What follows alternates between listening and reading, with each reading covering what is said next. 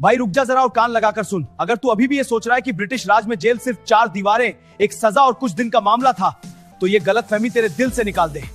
मैं वो कैदी हूँ जिसने काला पानी के उस अंधेरे समंदर को अपनी आंखों से देखा है, जहाँ हर सांस दर्द बन जाती थी, जहाँ इंसान की रूह को कुचलने के लिए ब्रिटिश सरकार ने पूरा नरक खड़ा कर दिया था। मैंने अपनी हड्डियों में चेनें गूंथी है, अपनी पीठ पर चाबुक के निशान सहे हैं और अपने साथी कैदियों की चीखें आज भी मेरे कानों में गूंजती है। ये कहानी सिर्फ मेरा दर्द ही नहीं, ये उस जमाने की हकीकत है जो मद्रास टॉर्चर कमीशन की 1855 की रिपोर्ट में छपी है, वीर सावरकर की किताब माझी जप में लिखी है, बारिन घोष की the Tale of My Exile में बयान की गई है और उल्लासकर दत्त के 12 इयर्स ऑफ प्रिजन लाइफ में दर्ज है। लेकिन सुन, ये कहानी ऐसी है कि अगर तू पूरी सुन लेगा तो तेरी रात की नींद उड़ जाएगी, क्योंकि इसमें एक रहस्य छुपा है। ब्रिटिशों का वो सिस्टम जो हमें तोड़ने के लिए बनाया गया था, लेकिन आखिरकार हमारी आजादी की नींव बन गया। शुरू से लेकर अंत तक हर लम्हा, हर चीख, हर सजा, सब रियल हिस्टोरिकल फैक्ट्स पर टिकी हुई है। तैयार है? तो आंखें बंद कर, कल्पना कर कि मैं तेरे सामने बैठा हूँ। मेरे हाथों में अभी भी फेटर्स की निशानियां हैं और मैं अपनी जुबान से बता रहा हूँ ये कहानी जो तेरे मन में जिज्ञासा जगाएगी, तुझे पूरी सुनने को मजबूर कर देगी। मैं बंगाल का एक छोटा सा क्रांतिकारी था, अनुशीलन समिति से जुड़ा, ब्रिटिशों के खिलाफ बम केस में फंसा। 1911 में मुझे उम्र कैद की 2 सजाएं मिली और सीधा अंडमान निकोबार की सेल्युलर जेल भेज दिया गया, वो जगह जिसे हम सब काला पानी कहते थे। लेकिन कहानी की शुरुआत इससे पहले है।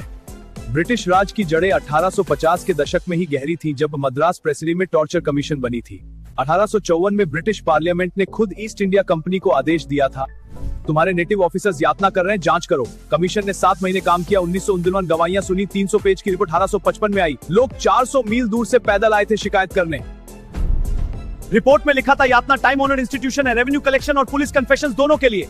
ब्रिटिश सुपरवाइजर्स जानते थे लेकिन इग्नोर करते थे, क्योंकि रेवेन्यू टारगेट पूरा होना था। ये बैकग्राउंड है भाई, लेकिन असली रहस्य यहाँ शुरू होता है। ब्रिटिश क्यों इतनी यातना करते थे? एक थ्योरी थी कि ये सिर्फ पैसे के लिए था, दूसरी की पॉलिटिकल कंट्रोल के लिए। मद्रास कमीशन के गवाहों ने बयान दिए, रस्सी को हाथ पैर में बेटना ताकि खून रुक जाए और दर्द से आदमी बेहोश हो जाए। उंगलियों को बांध से पिंच करना ताकि हड्डी टूटने लगे, जांघों के अंदर पिंच, वुडन मार्क से जोड़ को पीटना, फ्लैगेलेशन स्कॉर से मारना, कभी मौत तक, उंगलियों में कांटे डालना, स्तनों पर बांस के पिंसर्स महिलाओं के लिए, बोरे में बांधकर मिर्च डालना और पीटना, धूप में झुकवाकर ईंटों पर बैठाना, सैगी मुंह में कांटे डालना, स्तनों पर बांस के पिंसर्स महिलाओं के लिए, बोरे में बांधकर मिर्च डालना और पीटना, धूप में झुकवाकर ईंटों पर बैठाना, मूंछ पकड़कर ऊपर उठाना, हिंदू के लिए अपमान, आर्म्स पीछे बांधकर पेड़ की शाखा से सस्पेंड करना, घंटों तक हॉट आयरन से दागना, नाभि या प्राइवेट पार्ट्स पर कारपेंटर बीटल कीड़ा छोड़ना जो अंदर घुसकर काटता था, पानी में डुबोना, हाफ ड्राउन तक फेफड़ों में पानी भर जाता था, टेस्टिकल स्क्वीज करना, रेड पेपर, नमक, सरसों प्राइवेट पार्ट्स में या आंखों में डालना, नाक में मिर्च, कारपेंटर कीड़े, उंगलियों को बांस से पिंच करना ताकि हड्डी टूटने लगे, जांघों के अंदर पिंच, वुडन मालेट से जोड़ों को पीटना, फ्लैगेलेशन स्कॉट से मारना, कभी मौत तक। ये सब हैंसर्ड पार्लियामेंट डिबेट्स में 14 अप्रैल 1856 को लॉर्ड एलेनब्रो ने पढ़कर बताया था। एक औरत बोलंबल ने कहा, मुझे लटकाकर रेप किया गया। एक मर्द अन्निश पिल्ले को उल्टा लटकाकर नाक में पाउडर चिली डाली गई। कोयम्बटूर में 1847 के बीच 31 केस रिकॉर्डेड जहां यातना से लोग मरे। ये बैकग्राउंड था मुख्य जेलों का, लेकिन असली नरक तो 1906 में अंडमान में सेलुलर जेल बनने के बाद शुरू हुआ।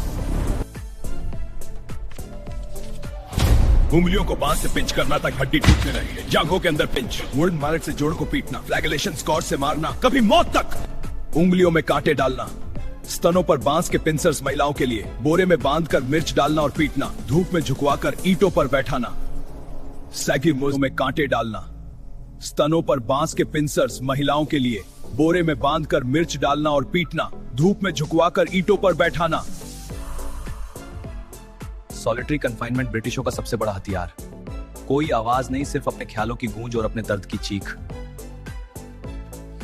पहले दिन मुझे क्लास डी डेंजरस कैटेगरी में डाल दिया।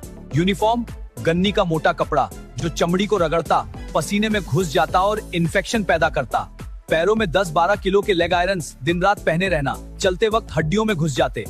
हाथों में क्रॉस ब्रास बार्टर्स, दोनों को 18 इंच से ज्यादा फैला देते, चलना मुश्किल, पेट में दर्द। अब मुख्य कहानी सुन। जब जहाज से उतरा तो पहला नजारा दिल को कांप गया।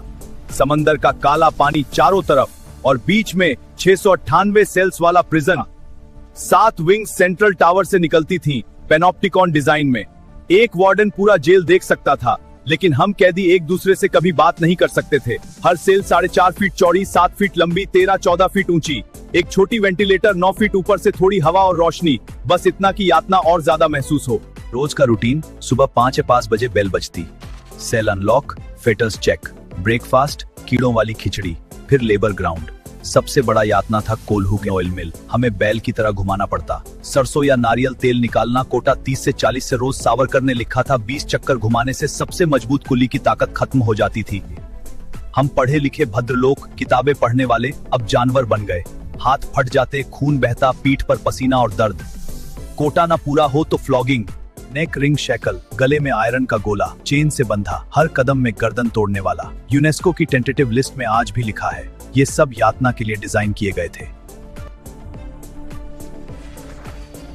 आयरन ट्रायंगुलर फ्रेम पर बांध देते, हाथ ऊपर पैर फैलाकर, लेदर वेब से 30-50 लैशेस। एक लैश से चमड़ी फट जाती, खून की नदियां बहती। बारीन घोष ने बताया, ये फ्लॉगिंग इंसान को जिंदा लाश बना देती थी। जेलर डेविड बैरी 31 खुद खड़ा रहता, मुस्कुराता और कहता, ये पॉलिटिकल प्रिजनर्स हैं, इनको और मजबूत सजा दो। डाइट, सुबह शाम एक छोटी रोटी या दाल में कीड़े, पानी कम और गंदा, मेडिकल केयर 0। बीमारी हो तो सेल में बंद रखो, डॉक्टर सिर्फ सर्टिफाई करता कि मजदूरी करने लायक हो। हंगर स्ट्राइक, रबर ट्यूब नाक से डालकर फोर्स फीडिंग, दूध अंडा चीनी जबरदस्ती। ट्यूब गलत जगह गया तो न्यूमोनिया, मौत। इंदु भूषण रॉय ने 1912 में कपड़ों से फंदा बनाकर वेंटिलेटर पर खुद को लटका लिया। अपमान सह नहीं पाया। उल्लासकर दत्त ऑयल मिल से हटाया तो मदहोश होने का नाटक किया, लेकिन ब्रिटिशों ने इलेक्ट्रिक शॉक देकर चेक किया। वो पागलपन असली था, यातना से दिमाग खराब। ये सिर्फ शारीरिक नहीं था, साइकोलॉजिकल टॉर्चर, आइसोलेशन से पागलपन। कई लोग सुसाइड कर लिए वेंट से हैंगिंग। फैमिली से मिलना नहीं, लेटर्स नहीं। ब्रिटिश गोल था फ्रीडम मूवमेंट को तोड़ना। 80,000 से ज्यादा पॉलिटिकल प्रिजनर्स अंडमान भेजे गए, हजारों मरे। लेकिन अब रहस्य बिल्ड होता है। रहस्याना कमीशन रिपोर्ट के बावजूद ब्रिटिशों ने यातना क्यों जारी रखी? रिपोर्ट में साफ लिखा कि 1857 के विद्रोह के बाद यातना और बढ़ गई। थ्योरी ये थी कि रेवेन्यू के लिए जरूरी था। सेलुलर जेल का डिजाइन ही पैनॉप्टिकॉन था, जेरेमी बेंथम का आइडिया, लेकिन ब्रिटिशों ने इसे टॉर्चर के लिए यूज किया। हर कैदी अकेला, कोई साजिश नहीं। लेकिन रहस्य ये कि हजारों कैदियों के सुसाइड और मौत के रिकॉर्ड्स क्यों छुपाए गए? ब्रिटिश सीक्रेट मेमो में लिखा, हंगर स्ट्राइक को रिपोर्ट मत करो, प्रिजनर्स को जिंदा रखो। 1913 की पहली हंगर स्ट्राइक में 10 कैदियों ने किया, 3 मरे फोर्स फीडिंग से। महावीर सिंह 1933 में। 1933 की बड़ी स्ट्राइक 56 कैदियों ने शुरू की, 3 मरे। 1937 में 187 कैदियों की 36 दिन की स्ट्राइक, ब्रिटिश डॉक्टर्स ने फोर्स फीड किया, लेकिन मौत हुई। थ्योरी ये कि ब्रिटिश जानबूझकर राजनीतिक कैदियों को तोड़ने के लिए इस्तेमाल कर रहे थे, ताकि स्वतंत्रता आंदोलन रुक जाए। लेकिन रहस्य ये कि कुछ कैदियों के नाम रिकॉर्ड से गायब कर लुनाटिक वार्ड में भेज दिया, फिर कभी वापस नहीं आए।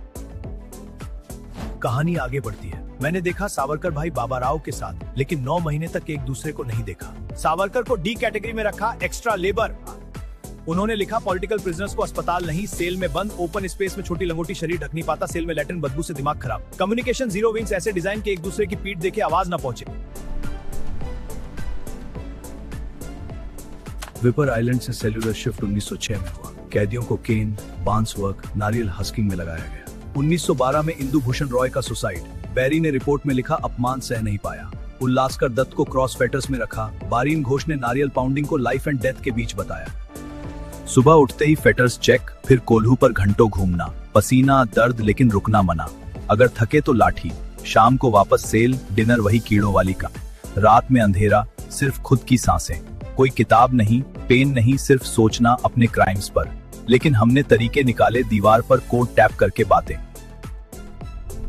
ये रहस्य था कि ब्रिटिश सोचते थे हम टूट जाएंगे, लेकिन हमने अंदर ही अंदर स्वतंत्रता की चिंगारी जलाई। ब्रिटिशों का मानना था कि भारतीय कैरेक्टर में क्रूरता है, इसलिए नेटिव ऑफिसर्स को दोष देते थे। लेकिन कमीशन ने साफ कहा, सिस्टम सपोर्ट करता है। 18 संबंध के बरहात जेलें भरी, same method, flogging, fetters, Bengal में भी कोल्हू, महिलाओं को स्तनों पर यातना, डॉक्टर्स शवों के लिए डिसेक्शन करते, कैदियों को फेन डेथ से बचाने के नाम पर ऑटोप्सी कंपलसरी ही है। लेकिन क्या ये असली था या ब्रिटिशों की साजिश? उल्लासकर दत्त को इलेक्ट्रिक शॉक टेस्ट, कई को handcuff, standing for weeks peg पर लटकाकर, मुंह ईंट से सटाकर, ये सब सावरकर और बारीन घोष की किताबों में है। ये सिस्टम 1906 से 1900 तक चला, फिर बंद, लेकिन ब्रिटिश लिगेसी छोड़ी हजारों फ्रीडम फाइटर्स। सावरकर 11 साल, बटुकेश्वर दत्त तो सचिंद्रनाथ सान्याल, सबने ये सही। मैं यहां से निकला तो जिस्म टूट गया था लेकिन रूह नहीं। ब्रिटिशों ने सोचा हम टूट जाएंगे लेकिन हमने आजादी पाई है। डॉक्यूमेंटेड सच है, रिपोर्ट्स में, संस्मरणों में। हर सेल की दीवार पर खून के निशान। काला पानी सिर्फ पानी नहीं था, मौत का समंदर था। लेकिन इस समंदर ने हमें तैरना सिखाया। हर मेथड, हर इंसिडेंट, हर थ्योरी और रहस्य वेरीफाइड सोर्सेज से लिया गया। कैदी के नजरिए से सुनाई गई लेकिन हर जानकारी 100% सच्ची है।